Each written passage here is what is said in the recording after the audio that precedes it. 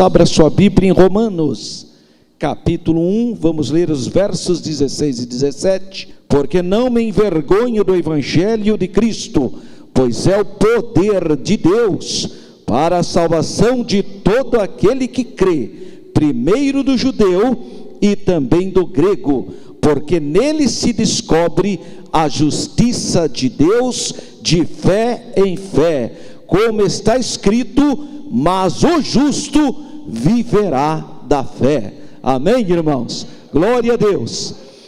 Essa mensagem, essa palestra que eu quero compartilhar com os amados irmãos nessa noite, tem muito a ver com essa mensagem que li, porque a base da reforma protestante, que a data que é comemorada a reforma é 31 de outubro de 1517, quando o Martinho Lutero, que era um padre agostiniano, louvado seja o nome do Senhor. Então, irmãos, eu quero iniciar essa palestra contando uma frase de Lutero que muito nos impressiona, que aconteceu na chamada Dieta de Worms. A Dieta de Worms foi uma convocação do imperador para discutir as teses de Lutero. Isso foi do dia 28 de janeiro até o dia 26 de maio de 1521. Então, foram sobre o governo do imperador Carlos V, do Santo Império Romano Germânico. Ele convocou Lutero, juntamente com os padres e cardeais da Igreja Católica, para que Lutero simplesmente se retratasse na frente do imperador. E aí Lutero entrou naquela dieta, naquela convenção, e disse o seguinte: a não ser que alguém me convença pelo testemunho da Sagrada Escritura, ou com razões decisivas, não posso me retratar. Enquanto a minha consciência está presa na palavra de Deus, não posso e não quero retratar nada, porque não é nem seguro, nem salutar agir contra a própria consciência. Sabe o que ele não queria retratar? Que a fé verdadeira está na pessoa de Jesus, que só Jesus é o Salvador, que só Jesus Cristo é o único mediador entre Deus e os homens, que só Jesus você pode ter salvação. Segundo, ele diz que a salvação está no ato de fé. É pela fé, pela graça sois salvos por meio da fé, e isso não vem de vós, é dom de Deus, não vem das obras, para que ninguém se glorie, mas pela fé. Louvado seja o nome do Senhor. Ele não queria retratar que o único digno de glória e honra é Deus. A Deus toda a honra e toda a glória. Ele não podia se retratar que a única bússola que deve governar e guiar a igreja são as Sagradas Escrituras, não a tradição dos homens, não o magistério da igreja, mas a Bíblia Sagrada. Ele não queria se retratar disso. Louvado seja o nome do Senhor. E essa frase de Lutero simplesmente é a base das sociedades ocidentais. Você não pode fazer nada contra a sua consciência. Foi graças a essa postura de Lutero que em todas as democracias do mundo, a base é exatamente isso. Você não pode fazer nada que vai contra a sua consciência. Isso é também um ganho da reforma protestante. Mas o movimento da reforma, ele só teve início nessa data, porque essa data, o Martinho Lutero fixou as 95 teses, que eram frases curtas, e ali ele criticava o comércio de salvação feito pela Igreja Católica. Naquela época, a Igreja Católica vendia até certificado para quem já tinha morrido. Então o ente querido, para livrar o seu parente do inferno, comprava um certidão assinado pelo Papa, dizendo que a pessoa ia para o paraíso se comprasse. Mas por que a Igreja Católica estava vendendo salvação naquele momento? Porque era a época que a Igreja Católica estava construindo a Catedral de São Pedro em Roma, o Vaticano, uma igreja que é extraordinariamente bela, cheia de tesouros arquitetônicos, mármores, pedras preciosas, ouro. É um monumento o Vaticano, que é a Catedral de São Pedro. Mas para eles construir aquilo, eles precisaram arrancar dinheiro do povo, irmãos, e arrancava dinheiro fazendo apelos horríveis. Olha, se você não jogar o dinheiro aqui no coletor, a alma do seu ente querido está queimando no inferno, mas a hora que você jogar a moedinha e ela tilintar aqui, a alma do seu ente querido sai direto do inferno e voa para o paraíso. Era assim que João Tetzel, o vendedor de indulgência, pregava para o povo em toda a região da Europa. E Martinho Lutero, ouvindo aquilo, ele ficou incomodado, falou: isso está errado, salvação não se compra por dinheiro, salvação não se compra por obras, a salvação é mérito do Senhor Jesus. Jesus conquistou para nós a salvação na cruz do Calvário, derramando o seu santo sangue, como João Batista disse quando viu Jesus: eis o Cordeiro de Deus que tira o pecado do mundo, louvado seja o nome do Senhor. Portanto, meus irmãos, Lutero, incomodado com aquilo, ele escreveu 95 teses, que criticava principalmente o comércio, a venda de indulgências, que era um sistema de perdão de pecados, que a Igreja Católica achava que ela era a única instituição que tinha autoridade para perdoar pecado, e ela fazia isso em troca de pagamento, para financiar a construção da Catedral de São Pedro em Roma, o Vaticano.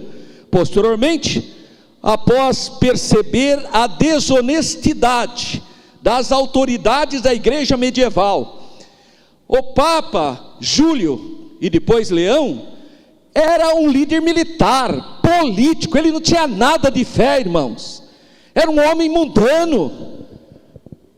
O Vaticano era um antro de pecado, de imoralidade, irmãos, era a venda de indulgências, enganando o povo, prostituição, era um antro de pecado. E Lutero vai protestar contra essa igreja medieval. Lutero questionou aí a autoridade do Papa Leão X, que substituiu o Papa Júlio. O Papa Júlio, ele queria ser conhecido como um comandante militar, não como um líder da Igreja Católica. Isso é história, irmão, não estou inventando nada, é só você pesquisar, você vai ficar surpreso. E o Papa Leão X, ele excomungou Lutero, porque Lutero estava dizendo que não precisava comprar a salvação. O Papa Leão X, líder da Igreja Católica Apostólica Romana, excomungou Martinho Lutero, porque Lutero dizia que só Jesus é que salva. Ele excomungou Lutero, porque Lutero disse que a Bíblia Sagrada é a palavra de Deus, a única regra de fé para o crente, para o cristão. Foi por isso que o Papa Leão X excomungou Martinho Lutero, no dia 3 de janeiro de 1521. Ora, só para vocês entenderem o contexto histórico, você vê, em abril as caravelas portuguesas chegaram no Brasil de 1500, um ano depois aconteceu isso. O Brasil, os portugueses estavam chegando aqui, e lá o Lutero estava passando por esse processo. Então, a mensagem de Lutero foi difundida rapidamente. Sabe por quê? Porque a providência de Deus capacitou Gutenberg a criar a imprensa. Então olha só o que aconteceu. Sabe por que a reforma deu certo? Um dos motivos é porque a imprensa foi inventada.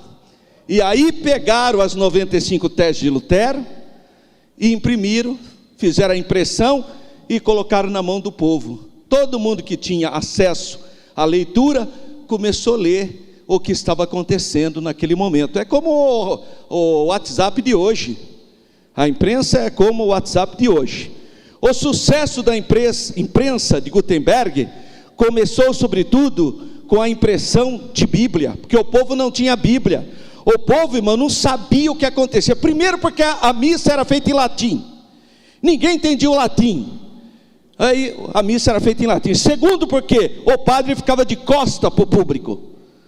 O padre ficava de costa, ele não ficava de frente. Ele não tinha pedagogia de púlpito, não tinha pregação.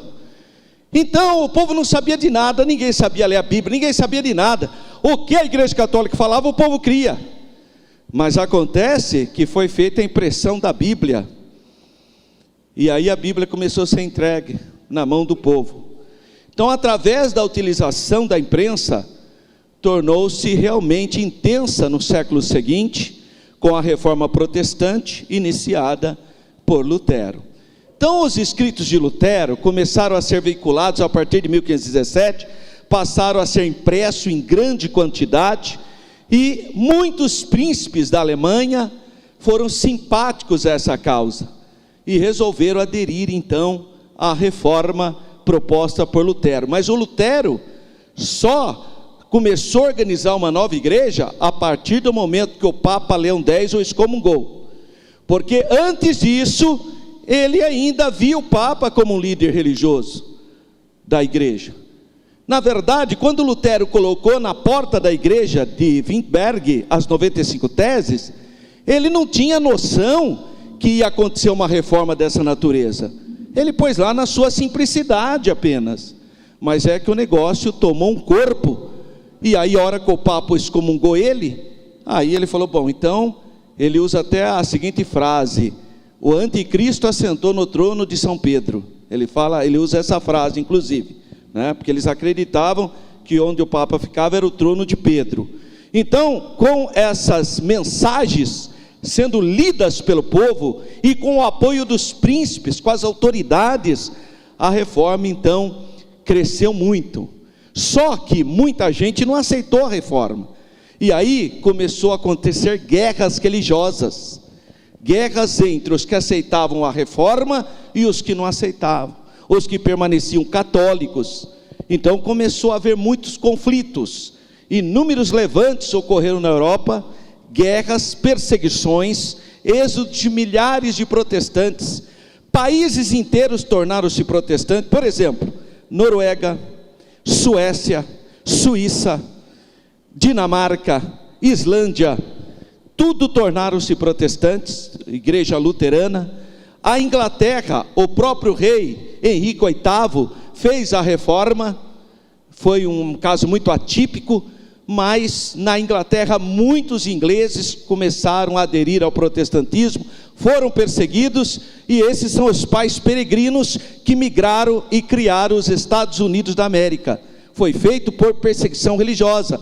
Então os primeiros colonizadores da América do Norte eram pessoas que eram perseguidas, evangélicos, por crerem na Bíblia, e aí foram criar a Nova Inglaterra, um novo país, onde eles tivessem liberdade para fazer o culto a Deus. As orientações do protestantismo são muitas. Então criou-se o quê? Porque qual é a diferença da igreja protestante em relação à igreja católica? A igreja católica é monolítica, ela tem a sede em Roma, e ela governa de maneira centralizada os seus fiéis. A igreja evangélica, se ela propõe o quê? Que cada fiel leia a Bíblia livremente. Cada fiel pode ler a Bíblia livremente. Cada fiel é um sacerdote, ele não precisa do sacerdote, porque ele mesmo pode entrar no quarto dele, como o Senhor Jesus ordenou, entra no seu quarto, fecha a porta, ore, o vosso Pai que está no céu te ouvirá. Então, o sacerdócio universal, esse é o pensamento da fé evangélica. Então surgiram os luteranos, reformados, presbiterianos, anabatistas, depois batistas, congregacionais, os puritanos, metodistas, batistas, evangélicos e pentecostais, que é o nosso caso. Assim, a reforma foi a responsável pela criação de inúmeras igrejas, muitas igrejas nacionais, e hoje o mundo protestante conta com aproximadamente 1 bilhão de pessoas, que está 980 milhões, mas 1 bilhão de pessoas hoje são cristãs de fé protestante, ou seja, 40% a 50% dos cristãos no mundo são de orientação protestante. E qual é a base da fé protestante? O que ficou conhecido como 5 solas. O que é solas? São proposições teológicas que sintetizam o pensamento da reforma protestante. Então, os solas é uma palavra latina, tá? Que significa somente, sola, tá? E os principais pontos da reforma são o seguinte: sola scriptura, somente a Bíblia. Esse é o primeiro ponto, o primeiro fundamento da fé da reforma protestante. Só a Bíblia. Toda igreja que usa a Bíblia, mas usa alguns outros tipos, como por exemplo, costumes, livros, que não usa só a Bíblia, que a Bíblia não é a única regra de fé, está fora. Tá? Para ser uma igreja bíblica, uma igreja que tem essa linha, tem que usar a Bíblia Sagrada. Uma igreja que não incentiva a leitura da Bíblia, igreja que não incentiva o estudo da Bíblia, está fora. Não é uma igreja bíblica, não é uma igreja evangélica. Para ser uma igreja evangélica, tem que usar só a Bíblia. Portanto, tem um monte de grupo aí que tem a Bíblia, mas tem o livro do Mormon. Tem a Bíblia, mas tem a Sentinela, Despertai. Tem a Bíblia, mas tem o livro de Ellen Goldwright. Então são grupos sectários. Para ser bíblico, para ser evangélico, tem que usar só a Bíblia, somente a Bíblia. A Bíblia então tem que ter espaço na igreja, tem que ter tempo para a ministração da Bíblia. Todo crente tem que ser incentivado a ler a Bíblia. Aliás, as grandes autoridades do mundo dizem que a Bíblia é o único livro digno de ocupar a mente e o coração do ser humano, porque a Bíblia é a palavra de Deus. Então, primeira sola, primeira coluna da reforma, sola scriptura, somente a Escritura, somente a Bíblia, Antigo e Novo Testamento. Segundo, solus Christus, somente Cristo, só Jesus. Nós invocamos apenas o nome de Jesus. Expulse demônio em nome de Jesus. Curarão os enfermos em nome de Jesus. Falarão novas línguas em nome de Jesus. Em nome de Jesus. A igreja está edificada em Cristo. A igreja está edificada na rocha, na grande pedra que é Cristo Jesus, nosso Senhor. Portanto, a igreja da Bíblia é uma igreja cristocêntrica. Louvado seja o nome do Senhor. Não é Maria, não é Pedro, não é Paulo, não é Benedito, não, é Jesus. Jesus é o Salvador. Só Jesus merece a glória, só o Senhor Jesus merece a honra. Nós fazemos tudo no nome do Senhor Jesus. Segunda sola, solas Christus. Terceira, sola gratia, só a graça. Nós somos salvos por causa da graça de Deus, porque Deus nos amou primeiro. Não foi porque você é bonitinho, não foi porque você é dedicado, não foi porque você é esforçado, não. Foi por causa da graça de Deus, porque Deus amou a humanidade de tal maneira, amou o mundo de tal maneira, que deu, é graça, é favor imerecido. Pela graça sois salvos. Louvado seja o nome do Senhor. Então é um ato da vontade de Deus. Ele nos amou. Sabe por que você aceitou o Senhor Jesus? Porque o Espírito Santo te tocou primeiro. É o que Paulo fala em Tito capítulo 2 versículo 11, porque a graça de Deus se há manifestada, trazendo salvação a todos os homens. Louvado seja o nome do Senhor. Então só a graça. Quarto, só a fé. Glória a Deus. Não é pelas obras, não é pelas obras que nós somos salvos, nós somos salvos pela fé. A fé salvífica. Não é que você não deve fazer boas obras, deve, nós fazemos boas obras, mas nós fazemos boas obras porque nós somos salvos. Nós não fazemos boas obras para ser salvo. Aí que está a diferença. A salvação é pela fé na obra expiatória de Jesus no Calvário, e essa fé produz em mim o que? Fruto, obras, boas obras.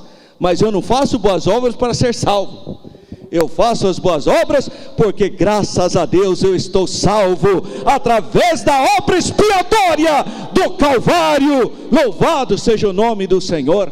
Então eu sou um dizimista fiel, uma boa obra. Então eu visito os irmãos, uma boa obra. Então eu participo dos cultos, é uma boa obra. Mas isso é porque você já é salvo, não para ser salvo.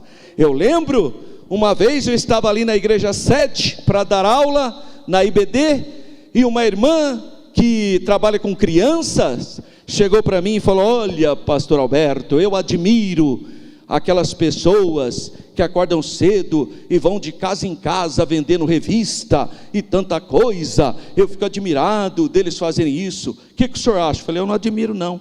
Falou: não? Eu falei: não. Mas por quê? Porque eles fazem aquilo para ser salvo. Tem um monte de gente que está fazendo boa obra porque quer salvação. Então vai lá visitar os pobres, vai lá levar comida para os pobres, mas é que ele acha que vai ser salvo fazendo aquela boa obra. Então ele não está fazendo aquilo altruisticamente, ele está fazendo aquilo para tentar ganhar um mérito diante de Deus. Agora, irmã, eu admiro você, porque você já é salva, você não precisava acordar cedo para preparar as aulas, para vir dar aula de escola bíblica dominical para as crianças. Você podia ficar dormindo. Mas por que você levanta e vem com prazer? Boa obra. Isso chama amor altruísta. Você não precisa, você já é salvo, irmão. O sangue de Jesus já te purificou de todo pecado. Se precisar, você não faça nada. Mas sabe por que você faz? Porque essa fé, essa graça, você tem desejo de transmitir, você tem vontade de fazer algo para Jesus, mas você já é salvo. Isso significa fruto. Louvado seja o nome do Senhor.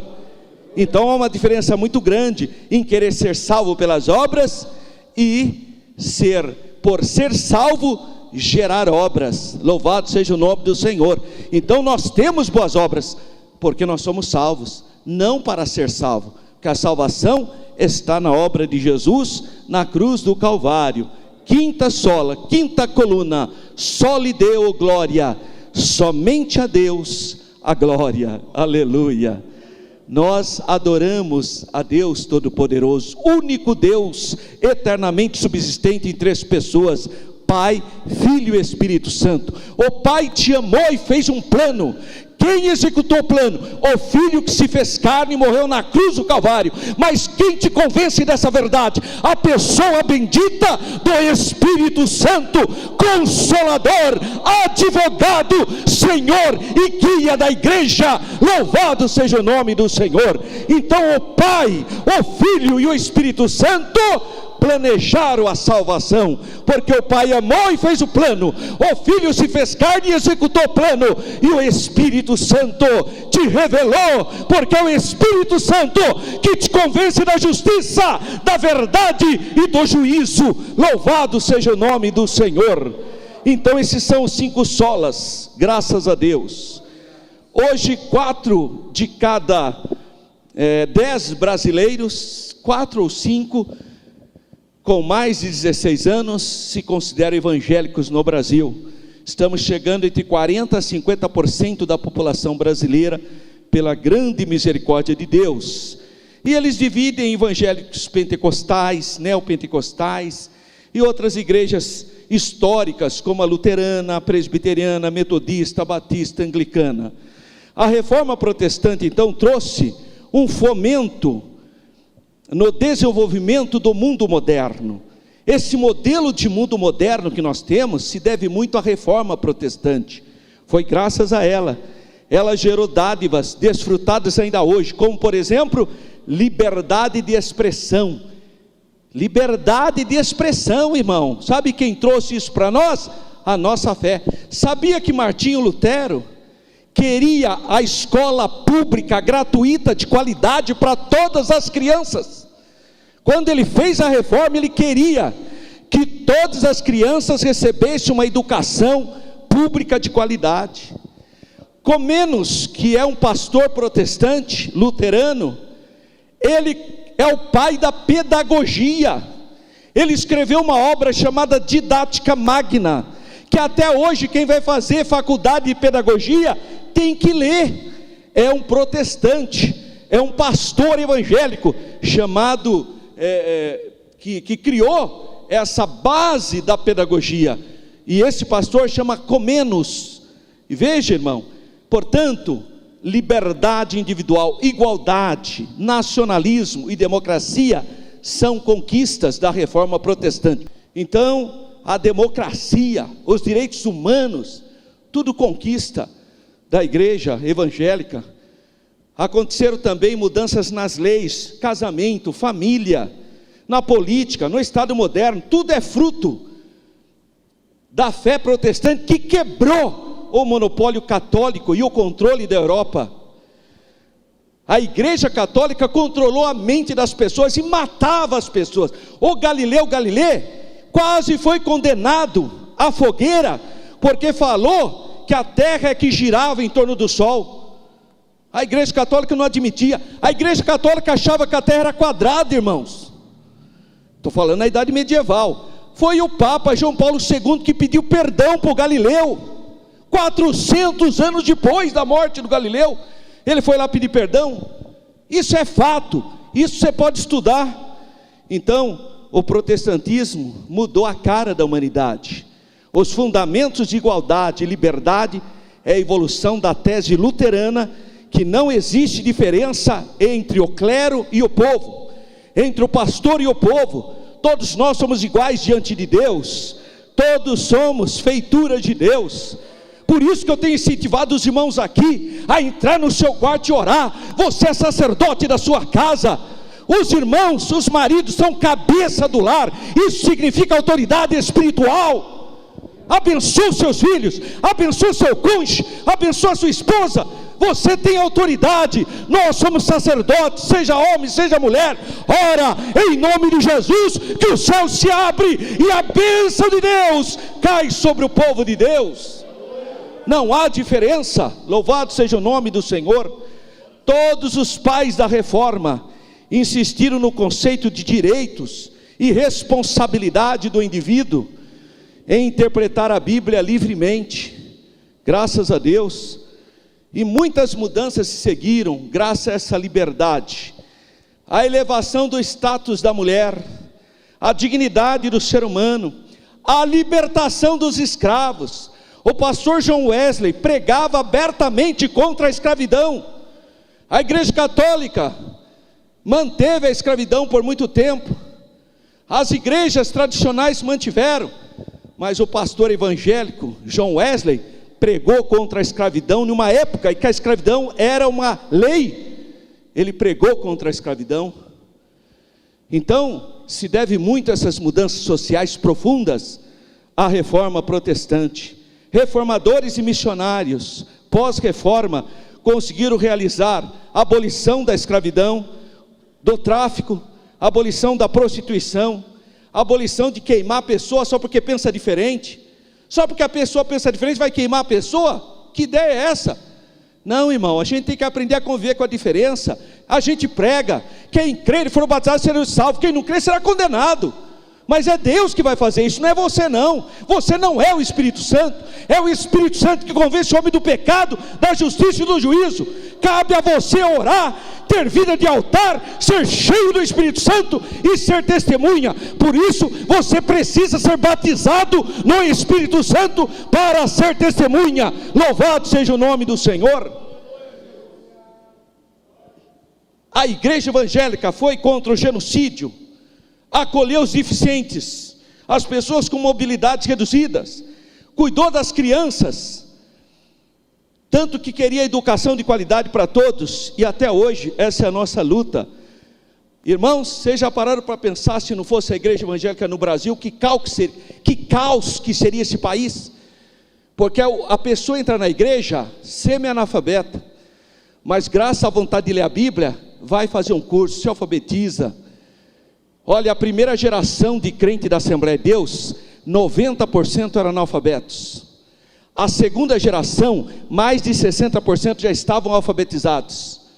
A terceira geração tinha zerado o analfabetismo. Dentro da igreja evangélica, basicamente é zero o número de analfabetos. Qualquer irmão que você chama, ele lê um versículo pelo menos da Bíblia. Então, a vontade de ler a Bíblia faz com que as pessoas tenham vontade de se alfabetizarem. Aqui nós temos escola, que é a escola bíblica dominical, que é uma bênção. Você vem estudar a palavra de Deus. Os irmãos, para poder cantar o hino, fazem parte, departamento de música e tanta coisa bonita. Então ela continua incentivando. Quantas pessoas hoje poderiam estar dependendo de governo, mas não é, porque os irmãos trazem o quilo de alimento não perecível, e a gente socorre tantas famílias, que podiam estar aí na miséria, passando fome, mas está aqui a igreja, cuidando, departamento de família, para cuidar das famílias. Então tudo isso é o papel da igreja evangélica, que é uma bênção. Um dia, um vereador lá na Câmara falou assim para mim, eu não entendo, cada esquina desses locais aí, tem uma igreja evangélica. Você chega lá no bairro, você às vezes não vê nem mercado, nem banco, mas tem uma igreja lá. Todo local tem uma igreja. E eu fiquei ouvindo, não falei nada, irmão, só estava ouvindo ele. Nisso entrou o presidente da Câmara e falou assim, o que você está falando, rapaz? Não, senhor presidente, estou falando aqui que onde se viu, aí qualquer esquina agora tem uma igreja. Ele falou, graças a Deus, o presidente da Câmara não era nem crente. Ele falou, graças a Deus que cada esquina tem uma igreja, porque quando se abre uma igreja, se fecha bares, se fecha centros de prostituição, se cessa a violência, aonde chega o evangelho, a paz, a alegria, a mudança de vida, a transformação da sociedade. Quando Gunnar Wingre e Daniel Berg chegaram em Pará, sabe o que ele encontrou em Belém do Pará? Um monte de gente caída no chão, dependente da aguardente, da pinga, da cachaça, e gente usando tabaco, fumo. Essa era a situação do Brasil. Mas graças a Deus, irmão, hoje, pelo menos eu vou falar pela nossa denominação, mais de 30 milhões de brasileiros não fumam, não bebe, não é viciado em jogo, mas são trabalhadores, pessoas lavadas e remidas no santo sangue de Jesus, fruto da reforma protestante do dia 31 de outubro de 1517, louvado seja o nome do Senhor. Então, irmãos, foi uma bênção, foi uma luz para a humanidade.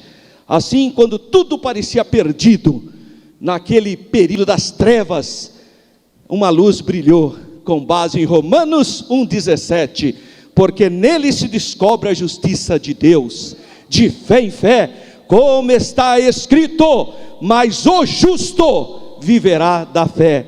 Esse é o versículo fio condutor, para que a palavra de Deus incendiasse a Europa cristã a partir do século V. Portanto, nesse dia 31 de outubro de 2024, celebramos 507 anos de legado da reforma protestante, e nós damos graças a Deus por essa bênção. Agora, aqui em Romanos 1,17, Paulo fala que o justo viverá da fé. E isso foi estranho ao povo judeu. O judaísmo era uma religião de obras, eram as obras da lei. Aí vem Paulo e fala, não, o justo viverá da fé. Mas Paulo não inventou nada disso, irmão. Paulo não inventou a doutrina bíblica que Lutero utiliza de volta, a justificação pela fé. Isso não é uma invenção de Paulo. Os judeus falam isso. Jesus nasceu judeu e morreu judeu. Paulo nasceu judeu e morreu cristão. Os judeus falam isso. Falam assim, Paulo mudou tudo. Não é que Paulo mudou tudo. Paulo usou a Bíblia. O justo viverá da fé. Por quê? Porque o judaísmo possui 613 preceitos. A lei judaica. 365 preceitos são aqueles preceitos para a vida, equivalente a um dia da semana do calendário lunar. E 248 preceitos são os chamados preceitos equivalentes ao corpo humano, de maneira que você preenche um total de 613 preceitos. Essa é a lei, e quem obedece à lei faz obras. Agora Paulo chega e fala: não, a salvação é pela fé, o justo viverá da fé. Mas onde que Paulo pegou isso? Ora, no Salmo de número 15, reúne 11 preceitos. Olha só o que diz o Salmo número 15: Senhor, quem habitará no teu tabernáculo? Quem morará no teu santo monte? Primeiro preceito: aquele que anda em sinceridade. Segundo preceito: pratica a justiça. Terceiro: fala verazmente segundo o seu coração. Quarto: aquele que não difama com a sua língua. Quinto: nem faz mal ao seu próximo. Sexto: nem aceita nenhuma afronta contra o seu próximo. Sétimo: aquele a cujos olhos o réprobo é desprezado. 8: mas honra os que temem ao Senhor. 9: aquele que mesmo que jure com dano seu, não muda. 10: aquele que não empresta seu dinheiro com usura, com juros abusivos. 11: nem recebe suborno contra o inocente. Quem obedece esses 11 preceitos, quem faz isso, nunca será abalado. Então, daqueles 613 preceitos da lei judaica, o Salmo 15 resume para 11 preceitos. De 613 preceitos da lei judaica, o Salmo de número 15 reduziu para 11 preceitos. Mas o profeta Isaías, no capítulo 33, versículo 15, resumiu os 11 preceitos em 6 apenas, que diz: primeiro, o que anda em justiça. Segundo, que fala com retidão. Terceiro, que arremessa para longe de si o ganho da opressão. Quarto, que sacode das suas mãos todo o presente. Quinto, que tapa os ouvidos para não ouvir falar de sangue. E 6, fecha os olhos para não ver o mal. Então, dos 613 preceitos do judaísmo, o Salmo 15 reduziu para 11. O profeta Isaías, capítulo 33, versículo 15, resumiu para 6 preceitos. O profeta Miqueias, capítulo 6, versículo 8, resumiu para 3 preceitos. De 613, o Salmo 15 abaixou para 11. Profeta Isaías 33 para 6. Agora o profeta Miqueias, capítulo 6, abaixou para 3. Ele te declarou, homem, o que é bom, e que é que o Senhor pede de ti, senão, primeiro, que pratiques a justiça. Segundo, que ames a beneficência. Terceiro, andes humildemente com o teu Deus. Louvado seja o nome do Senhor. Então, irmãos, de 613 preceitos, o Salmo 15 abaixou para 11. Isaías 33 para 6. Agora o profeta Miqueias para 3. E o profeta Amós, capítulo 5, resumiu para 2 preceitos. Capítulo 5, versículo 4. Porque assim diz o Senhor à casa de Israel: buscai-me e vivei. Louvado seja Deus. De 613, o Salmo 15, 11. Isaías 33, 6. Olha, irmãos, as mudanças. Miqueias 3. Agora Amós 2. E finalmente Abacuque, capítulo 2, versículo 4. Resume os 613 preceitos da lei mosaica. Resume-se em 11 no Salmo 15. Resume em 6 em Isaías 33. Resume em 3 no profeta Miqueias. E agora em 2 em Amós. Em 1 em Abacuque. E o que diz o profeta Abacuque? Eis que a sua alma se inclina, não é reta nele, mas o justo viverá da fé. Louvado seja o nome do Senhor. Paulo não inventou nada, Paulo bebeu nas Sagradas Escrituras, e é por isso mesmo que Romanos capítulo 1 versículo 17 diz: porque nele se descobre a justiça de Deus de fé em fé, como está escrito no profeta Abacuque: mas o justo viverá da fé. Louvado seja o nome do Senhor. Por isso nós temos motivos para celebrarmos a reforma protestante, porque Lutero trouxe para nós a Bíblia Sagrada, e na Bíblia Sagrada está escrito que o justo viverá da fé. Amém, irmãos? Que Deus abençoe a igreja, que Deus abençoe todos que estiveram aqui nessa noite, que essa palavra produza efeito no seu coração, e que você seja um crente cheio de fé, cheio de amor por Deus. Busque o batismo no Espírito Santo para ser testemunha de Jesus, e tenha alegria de produzir boas obras por ser salvo pela fé na obra expiatória do Senhor Jesus na cruz do Calvário. Amém, graças a Deus.